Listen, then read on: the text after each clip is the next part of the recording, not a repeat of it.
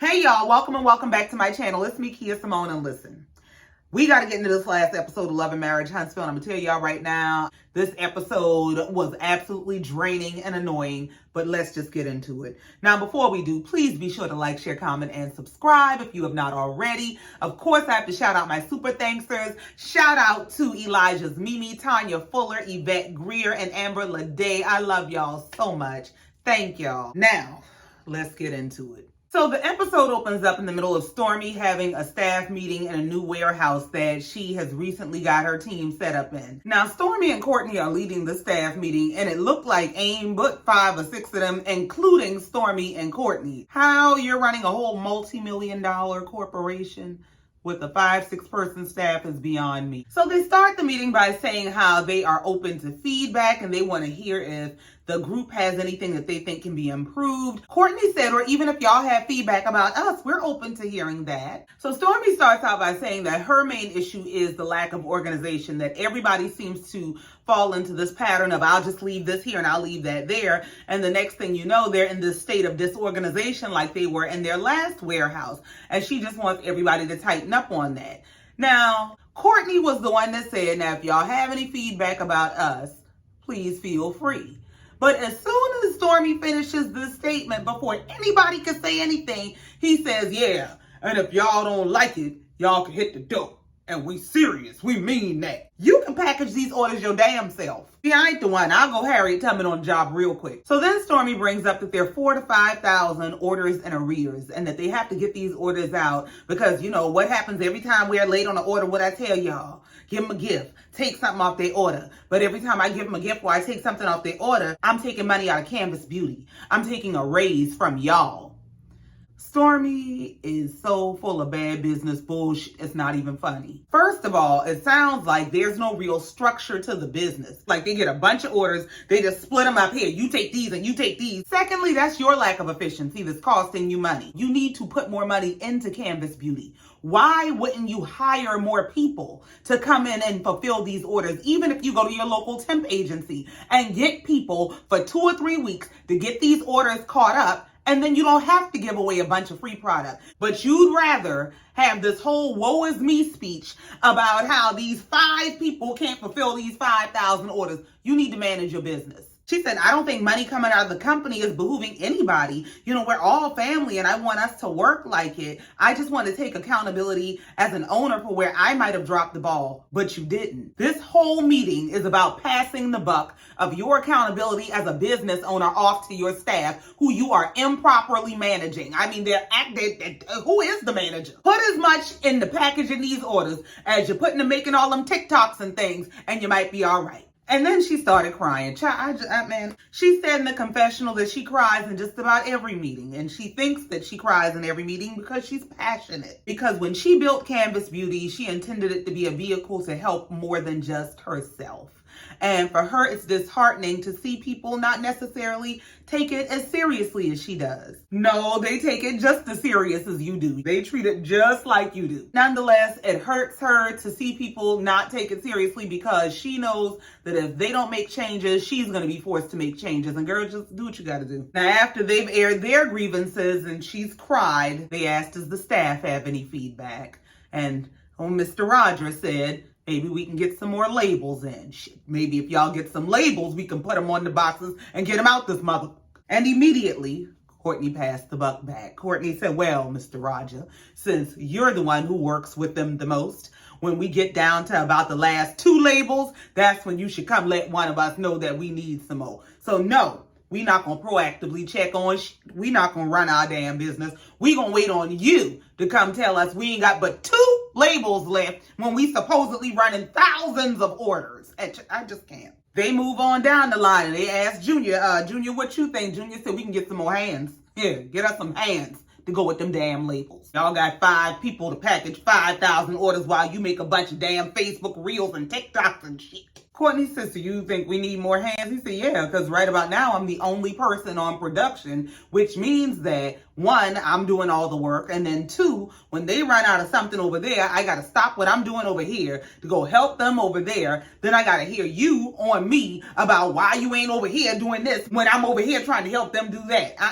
So in response, Stormy says, well, I feel like that's where our challenge is. I don't feel like we're operating at our max capacity. She said, we're not putting out what any other company would be demanded to put out. When I look around, I see a lot of this and playing on, it's a lot of walking around. It's a lot of two people doing a one-person job. She said, we got to stop wanting to do what's easy and do what needs to be done. Who is the manager? Why isn't anybody managing these people? Why are there no productivity quotas or requirements or what are you doing? And I would think that as the owner and operator of a small business that you built yourself, that you watched blow up the way that your business is blown up, you would be as hands-on as possible, that you would put in as much time and energy and effort necessary to get these orders processed. Rather than standing around telling everybody what they need to be doing and what's not being done, lead by example. If you running around making TikToks all day long, But at the end of the conversation, Stormy said before she's willing to bring more hands in, she has to see more productivity from the hands she has on deck. Girl, good luck. Stormy said in the confessional that it's very difficult for her to have these kinds of conversations with her team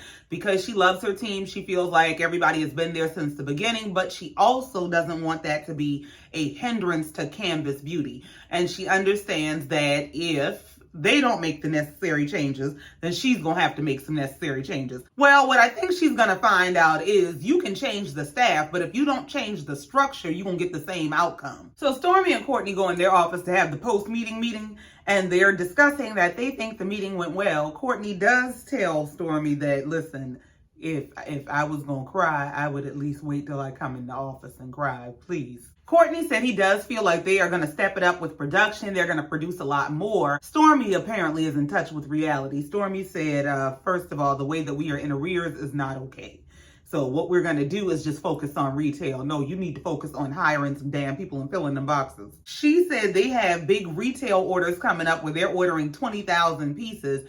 And she does know that she's going to have to hire some people to get those orders done, but she needs her staff that she currently has to show her more productivity. Now, if you already 4,000 to 5,000 orders in arrears and you can't fill 5 and 6 piece orders, why is you playing in these people's face when they tell you we need more hands and you know you got 20,000 piece orders coming? Listen. When you're in business, you got to pay the cost to be the boss. You have to pay to make your business run so that your business will pay you. Hire the staff you need and stop making all these damn excuses about you done hired all y'all damn family and they just don't want to see your dreams. Stormy says she had just recently had to get on her cousin about his performance, and Courtney said, we tried to make it better for the friends and family, but if it was up to me, I'd let some people go. Yeah, I bet you would. How about you get your big head up and go pack some boxes? So then we move on to the most bullshit, one-sided meeting I've ever seen in my life. We go to a meeting with Mel and her team. They are literally in a conference room, all on one side of a conference table. I mean, is the budget that low? Y'all couldn't get more cameras in this damn room? Why is everybody on one side of the table? Mel said part of the purpose for this whole scene is that she'd love to participate in Tisha and Marsau's Little Black Expo, but she doesn't think that people quite understand just how much she has going on. So she's going to lay it out for us. So they want us to know that she released her skincare line earlier this year and she scaled to $1 million very quickly. Okay, girl. Somebody on her team been out shopping a movie and they want her to be the lead of that. And she just starts screaming and what does this mean? That he wrote a movie that he wants you to be in? Is that what this means? For the first half of the year, she'll be able to speak to more students about opening businesses. The next lady said, you've already done New York Fashion Week, and I want you to start doing other fashion weeks. I've reached out to my contacts in Dubai and Luxembourg and Milan. Just what does this mean? Just what in the Lady Eloise is going on here? Papa, who this woman? She said, I'm going to be pushing you into the international market. Girl, ma'am, please tell us what this got to do with going to that expo. Is you going to the expo or not? You could have sent a text to the group chat. You ain't had to do all this bullshit. So they wrap this meeting up and Mel and her manager stay back and have their own meeting and bond over both having gone through a divorce. Mel brings up that basically she's been through a life crisis and that her children's lives have been disrupted. They're used to life being a certain way, and so as far as she's concerned, she does her very best to make sure life is as normal as possible for them. She says she's still taking her children on trips and vacations, so they're still living the life that they lived when both mom and dad were in the home. Mel explained in the confessional that because she doesn't want her children's quality of life to change all that much, she has a birthday party planned for two of her daughters whose birthdays are about a week apart. She said she's looking forward to her children having some fun and being surrounded by people who they know love them. So we move on to see Marsau and Tisha hosting a Slutty Vegan event at their Black location. Slutty Vegan is a Black female-owned brand that is created by Pinky Cole, who is like everything. She's a restaurateur who creates a bunch of healthy food alternatives, and they are meeting with the Slutty Vegan sales director to discuss possible opportunities. So Tisha starts the conversation with the sales manager by saying, this is a really good turnout. I was wondering, do y'all get this kind of turnout everywhere that y'all go? She said, yes. Yes, we do. Because, girl, this is Slutty Vegan. I know y'all don't think the people are there because y'all's name is on it. This girl, child. She said, yes, they go all over the United States, and especially when they go to places that they've never been before, like a Huntsville, they get big turnouts. So Tisha starts her pitch, yeah, because you're going to have to find you another angle. So Tisha starts out by explaining that Huntsville has been growing so much in the last 5 years that she and Marsau wanted to open a business in the Black community, which is the area that they're in. They redeveloped this whole shopping center that they're in. And because they have this experience, Marsau is a general contractor and Tisha is a commercial real estate broker. She just wanted to pitch to them the idea that, you know, if y'all might be thinking about opening a location here, y'all might want to use us. That lady gave her a real professional girl gone. She said, listen, we definitely do these events to gauge the market in these areas, and we do have a large crowd of people outside, so let's get them slutified. I said, I know that's right. Get the hell out my face. So Tisha was just saying how she thinks they're definitely going to end up working with Slutty Vegan, just mark her words, when Kimmy and Maurice came walking in with a bag full of food. What y'all got? So Tisha and Marsau trying to dig in Kimmy and Maurice's food. Kimmy had to tell them back up. Maurice said, damn.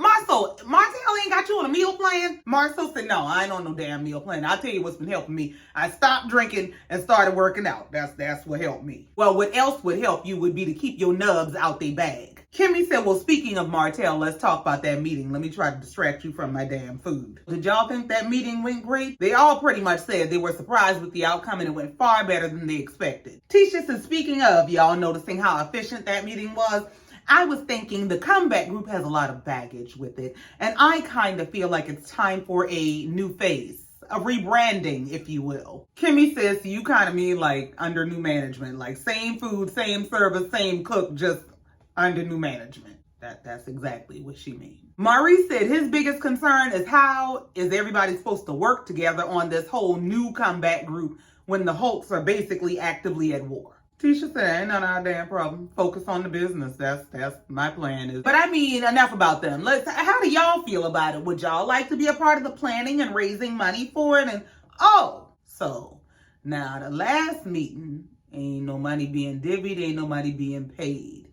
But now you got a plan to raise money and you want everybody to participate. She said, yeah, are y'all interested in participating in the raising money, or are y'all more on the side of, listen, we'll speak and we'll come to the event, but that's all we're trying to do. Kimmy said this was the exact purpose of me asking, is this just your event? Because now you're about to ask these people to participate in all kinds of fundraisers and have them pretend that you're running some charity or some nonprofit. So Tisha starts getting defensive. I mean, it's still in the planning process. It's not like everything is fully planned out. That's what we're still trying to figure out exactly what we want to do. Marsau said we're kind of being sneaky about your involvement. Kimmy said, yeah, that's the thing. Either way you put it, it's still coming off like it's y'all's thing. Marsau said, yeah, it sounds like we're using y'all. Maurice said, exactly. And in the confessional, Tisha and Marsau are talking about, they kind of expect some backlash from the group, but Marsau said they kind of sound like the Holts. Tisha said they do. No, they sound like they have sense and they value their own time, energy, and presence. Tisha said, I need for them to be Team Scott. Well, honey, they are.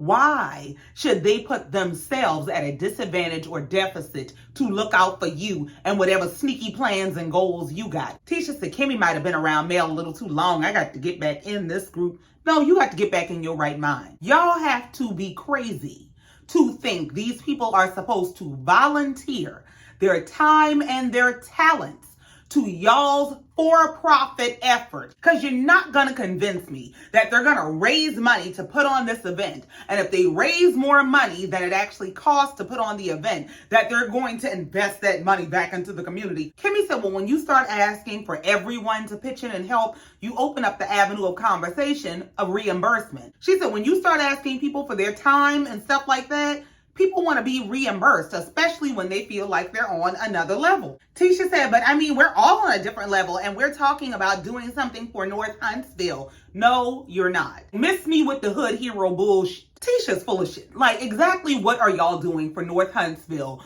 by setting up an expo to tell them everything your business has done? What exactly are you truly doing for the community other than displaying your business? This is not something that's all about supporting the community. This is a product that Tisha and Marsau are building and branding. Even if it's not this grand event in its first year, y'all will build this to something where you sell vendor spaces and you sell tickets and you'll be able to generate money from it. But you want people who use their presence and personality as a profession to donate their presence and personality to your product that you can eventually turn a profit from as you tell them, I'm not giving you anything. Like, please go to hell. Kimmy said in the confessional, I really like the idea of this whole expo, but I got a lot going on in my life.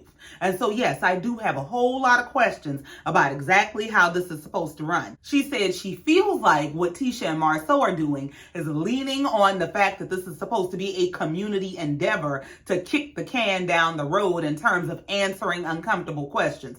Basically, they're hiding behind, we trying to help North Huntsville, to keep from answering any questions. Mari said, well, I think y'all got some hard decisions to make as far as payment. Marsau said it ain't hard at all. Marie said, why not? Marsau said, because I ain't paying nobody. Tisha said, we'll just decide if we want this to just be our thing or if we want everybody in the group to be a part of it. You ain't got no damn choice. You cannot decide for them people whether they gonna be a part of your free shindig. We'll decide if we'll let them be a part of it. Girl, nobody give a damn. So we move on and we see Marsau going to visit Martell. They are gonna be doing some bartering. Martell is gonna help Marsau get his body together if Marsau can help him pass his builder's exam, child. Marsau showed Martell his inspiration picture. Martell said, before you show me this, it better not be a picture of me. Martell grabs the damn phone and said, who is this, Morris Chestnut? Shit might as well be me. You need help. Marsau made sure to let Martell know that the study guide I'm giving you came from a class that costs a couple $1,000s. It's real expensive. I said, I know. You ain't talking after you just finished saying you ain't paying nobody for their time, skills, or talents. So they brought up the whole comeback group turned Core 6 meeting, and Martell said it was actually pretty refreshing to him because he's tired of all that damn fighting and arguing about this comeback group that ain't never did shit and ain't never gonna do shit. Martell said his biggest concern at this point is hoping that everybody can work together. Marsau said that ain't a concern at all because we ain't even accepting friction. At this point, this is a coalition of the willing. Basically, whoever crazy enough to volunteer for this bullshit. Martell says, speaking of friction, when did Mel and Tisha get cool again? Marsau said, man, I don't know nothing about that. Martell said, is it real? He must have missed that staff meeting. Marsau said, I don't know. I think they just chose to move on. Why be bogged down with the same thing over and over again? Martell said, I know, but I mean, it seemed like every time they get cool, they fall out again. So I'm just surprised, as we all are. Marsau says, speaking of, Tisha got an invitation to Mariah and Malia's birthday party. Martell said, you know, Mel really surprises me with the stuff that she does. Martell said she's inviting people who she said are not even her friends, but last year when Mel kept the kids from him for 56 days, that he didn't get to celebrate either of his daughter's birthdays. He said she didn't even call me on Malia's birthday. And the first thought I had was, well, why does she have to call you? Why don't you call? But does he not have a way to actually reach the kids when they're not with him? Do they literally shut off communication? when the kids are with the other parent? Martell said, I'm tripping trying to figure out what is the big deal about me celebrating my daughters on their birthday. Like, why does she have an issue with that? He said, and Mariah has been emailing me saying that she wants me to come to her birthday party and that mom said it's okay. Now, the mere fact that these children have to be the liaisons of communication between their parents is beyond sad. Marsau said, are y'all still going through this? He said, what do you think the problem really is? Martell said, I don't know. I honestly think the issue is that she just doesn't want anybody to see that she's actually working with me and that we're co-parenting well together. That's all I can really think of. What else could it be? I mean, she's saying I got to stay peaceful. He said, but I'm not doing anything to disturb her peace. I'm not saying anything wrong. I'm not doing anything wrong. It's supposed to be all about the kids. He said, when my kids are with me, she can call and talk to the kids whenever. He said, but I don't have her number to call and talk to my kids. That's nuts to me. Marsau said, I don't know what to tell you. I can't give you no advice. You got to go talk to Maurice. He done been through this shit. He said, I could tell you what I think I might do, but he said to tell you what me or Tisha would do would be complete hypothetical advice because I don't know. He said, but I don't see myself saying, I just don't want my kids to see their mom, or I don't want my kids to see their dad. He said, I can't really imagine that. Martell said, I'm the same way. I told Melody that I want to see my kids on every special day, every holiday. But Melody, she'll skip the holiday and say, oh, we'll celebrate next week. And he said, that's cool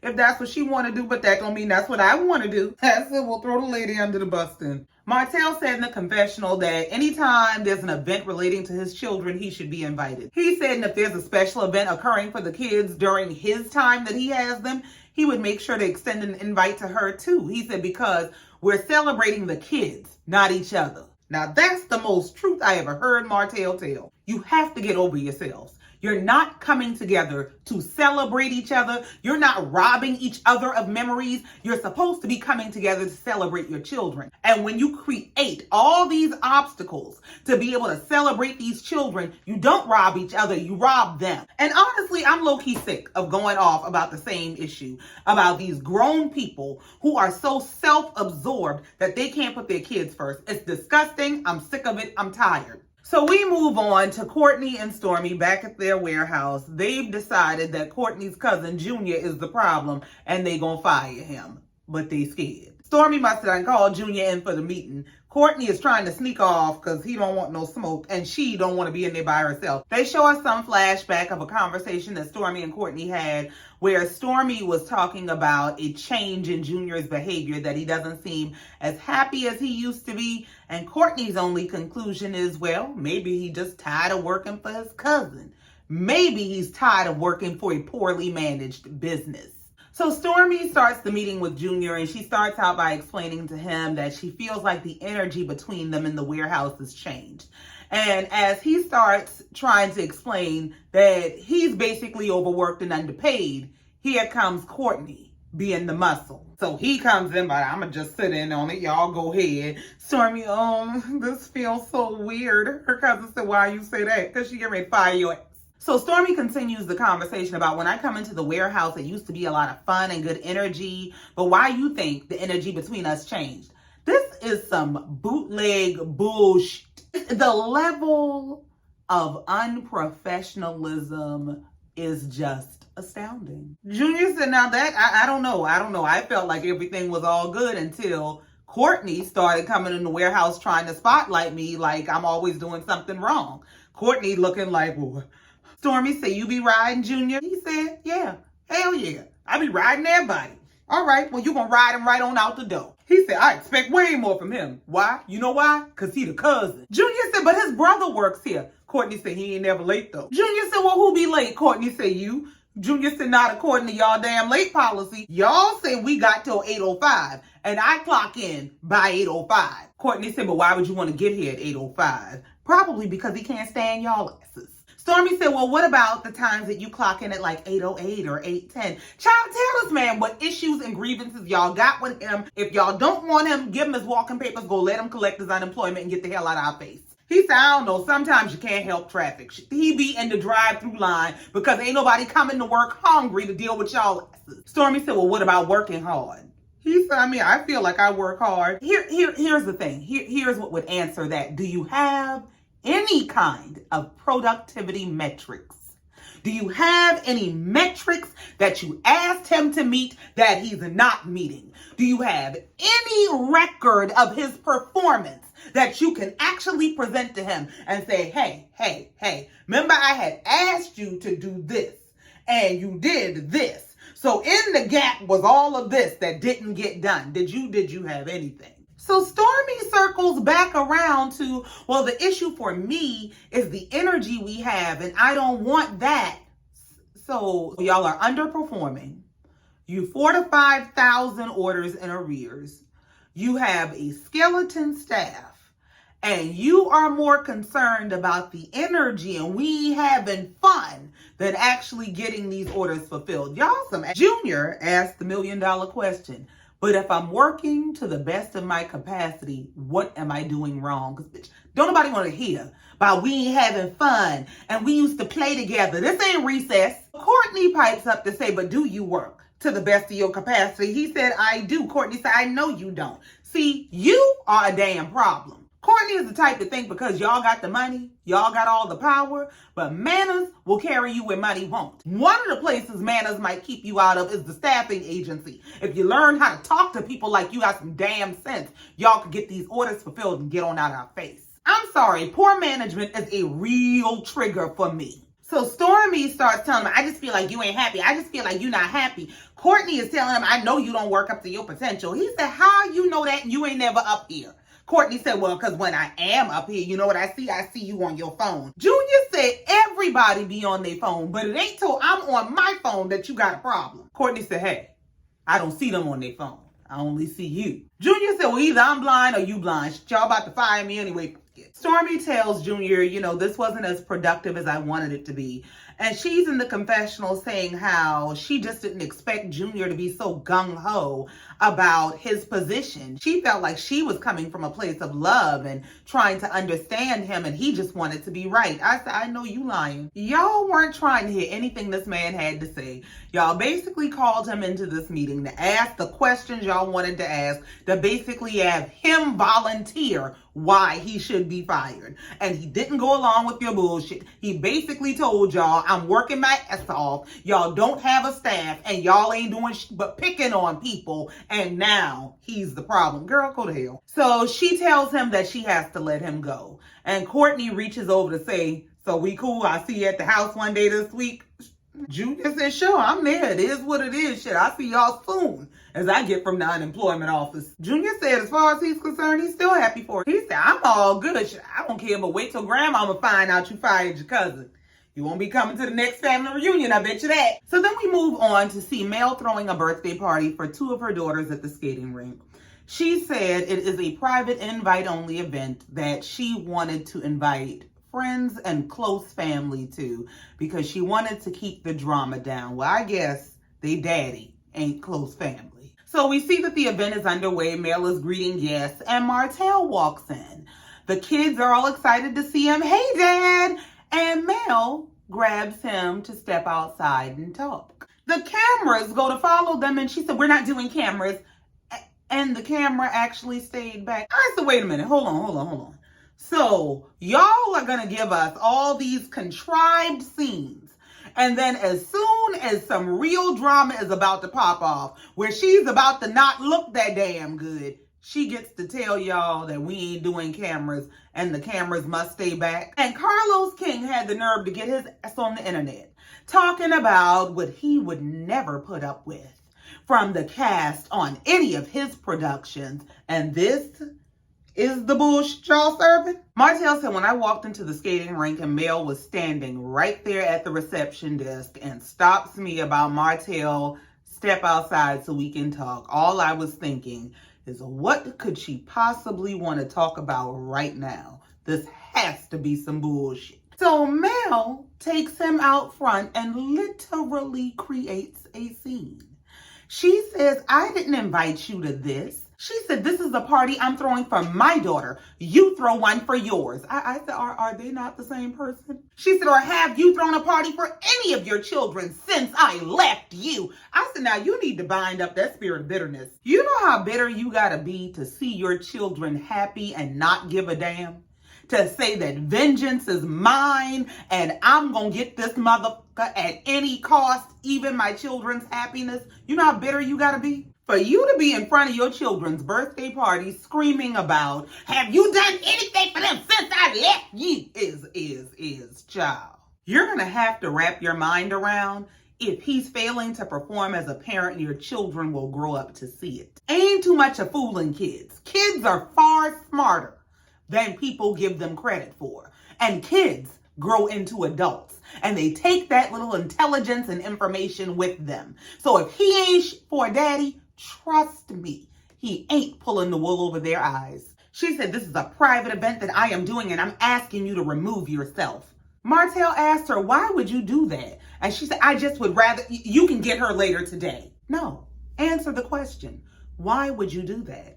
You would do that because I'm so bitter that I don't care what it costs me, I'm going to inflict the same pain on you. You think he's living his best life and his children love him without knowing what kind of monster he's been to you, and you're going to make them see it. And while you're trying to drag him to hell in your children's eyes, you're going to buy yourself a bus pass there too. Martell said, all right, well, you can call the police and have me removed then, because I'm not about to leave my daughter's birthday. She said, Martell, according to the Madison County visitation for every family in the state, odd years are the mother, and it's an odd year. Martell said, but you haven't invited me to Mariah's birthday party. She said, I don't have to. She said, you can get Mariah later on. It's not an issue. He said, no, I want to celebrate my daughter on her birthday. She said, dude, later on is still her birthday. Are you tripping? And then in the confessional said, I don't want this to turn into a scene.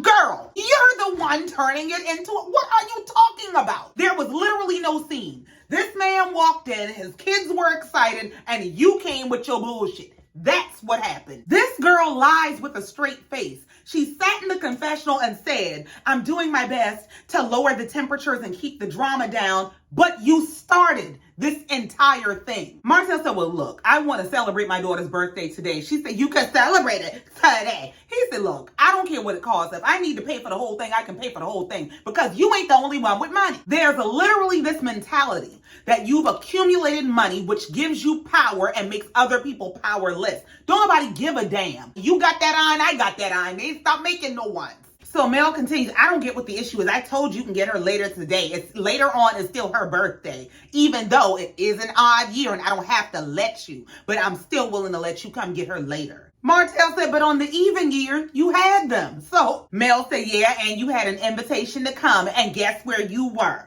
So he was invited to the last birthday, but he ain't invited to this one. Martell said, I did not get an invitation. And at that point, Mel's mother had interjected herself. And you hear Martell say, stop, Van. She says to him, you need to step back. And he said, no, you need to step back. Somebody said something about she ain't in this. He starts screaming about, you ain't in this either. Mel said, Martell, you can have a party whenever you want to. He said, stop. She said, please don't make me have the police escort you out. Well, he done told you to call the law. See, that's her MO. You make somebody your enemy, and then you sick whatever level of authority you can find on them. You did it to Tisha when she came to support whatever bullshit event you had going on, and you had security escort her out. Now you want to call the police to have this man removed from the birthday party that his children actually want him at. Girl, Martell said that is just her way. He said she's up here threatening to call the police on me, and she's done that several times. And every time she calls the police, it always goes my way. He said that tells you a lot right there. She's trying to hurt me in any way that she can. He said if effective co-parenting was really the goal, I don't think that would have even come out of her mouth.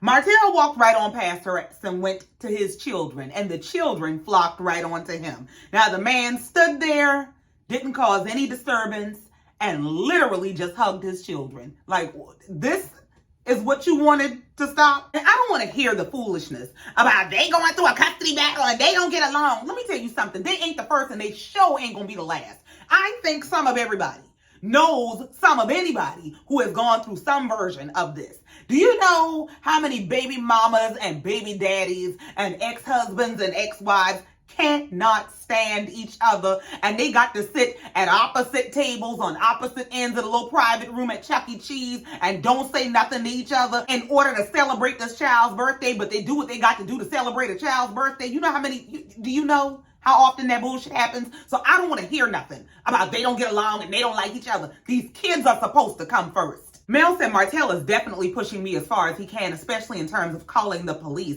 I mean, you heard him say he doesn't care when I mentioned it, so this man shows up to his children's birthday party. You threaten to weaponize the police against him and he's the problem. All right. Mel said, I just wish that he would have parties on his time, like I have Thanksgiving and Christmases on my time. Now, Martell hugged his kids, spent a few minutes, and left. And it would have been completely uneventful if not for Mel. She's in the confessional talking about now that he's gone, I can get back to having fun and enjoying the people who are on the guest list. You mean all these people you barely know and don't like? And that group happens to include Tisha and Kiki. Kiki shows up and she thinks she's a friend. She go to try to hug her and got sent on her way. Girl, go sit down. So Mel is skating all through the rink, screaming and throwing her arms up. And this is why you didn't want Martell there. This ain't about these kids. You wanted this whole thing to be about you. So she skates over to Tisha and Kiki for a good frenemy chat. Because, you know, that's the kind of folks that's welcome here. Not the churn daddy, but your enemies. Mel comes over, y'all ladies skating. Tisha at the table eating her food, about to eat and run. Kiki talking about, well, I got my skates on. I wanted to skate, but she talking about she got too much stuff to do. She about to go. Yeah, girl, because you the dumbass came here thinking you somebody friend for real. Tisha came to collect her check and a plate. Tisha mentioned that, yeah, Kiki said she was surprised to see me here and she was asking how it happened. Oh, you thought you had an exclusive scene. Hell no. Tisha says, so I gave her the whole rundown on how it all happened and we saw the flashback of Mel, Kimmy, and Tisha and they bullshit meeting. Mel said in the confessional that she is grateful to Kimmy for bringing them together to try to mend fences. She said she doesn't know what the future holds for them, but at least they can agree to move forward and be in a positive space with each other because that's what really matters. I said, not after you just acted a whole fool with your baby daddy. Kiki said, almost sound like y'all had a come to, what do you call it? They said a come to Jesus moment. She said, yeah, that. Mel said, yeah, But did y'all have a come to Jesus moment? Let's talk about y'all. You know, after the spa thing, y'all seemed like y'all was pretty heated, so. Kiki said, you know what, we did. And then she went into this long speech about how she finally got to get some shit off her chest. Girl, we don't care. She said now while she got most of the stuff off her chest, Tiffany rubbed her the wrong way. She said she got some words for Tiffany. And Kiki brought up this whole tea that Mel is planning. She said, so I guess I'll talk to her at that tea you're planning. Mel said, yeah, it's going to be a high tea. We're going to be practicing respectful communication. You want to come?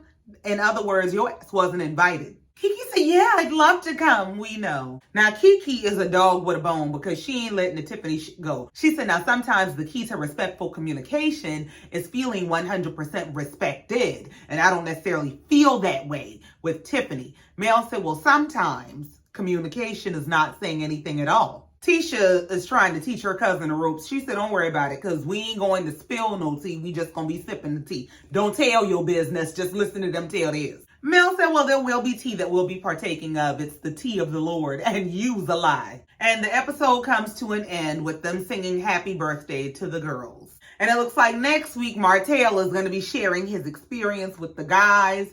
Kimmy is going to be letting Maurice know she's having some issues with Maurice Jr. He's not doing what she's asking him to do. And Maurice is letting her know, yeah, I think you got a problem with him because he got a problem with you from you having a problem with his mama.